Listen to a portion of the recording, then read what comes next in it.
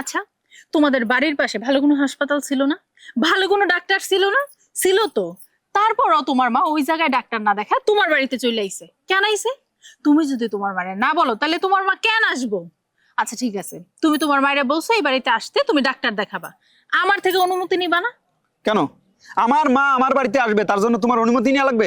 শোনো, আমি তোমার বাড়ির কাজের বুয়া না, আমি তোমার বউ। আমি এত কাজ করতে পারবো না। তাছাড়া তোমার মা যখন এই বাড়িতে আসেনি, আমাদের নিজের কাজ করে তো আমি ক্লান্ত হয়ে যাই। আর এখন বাড়তি তোমার মা আসছে, ওনার সেবা যত্ন তো আমি করতে পারবো না। তোমার যদি ইচ্ছে করে অফিস বাদ দিয়ে তুমি তোমার মায়ের সেবা যত্ন করো, কিন্তু আমি পারবো না। দেখো, এইসব কথা বলো না প্লিজ। মা যদি শুনতে পারে তাহলে কষ্ট পাবে। তাতে আমার কিছু যায় আসে না। নিজের বাড়ি রেখা ছেলের বাড়িতে আসছে ছেলের ঘরের বোঝা হওয়ার জন্য। আমি না তোমারে ভুল বুঝছিলাম। আমি ভাবছিলাম তুমি একটা ভালো মনের মানুষ, কিন্তু না, তুমি যে একটা বাজে মন মানসিকতার মানুষ এখন বুঝতে পারছি। তোমাকে বিয়ে করা আমার জন্য লজ্জার, আমার জন্য অপমানের। তোমার এত বড় সাহস, তুমি তোমার মায়ের জন্য আমার গায়ে হাত তুললে?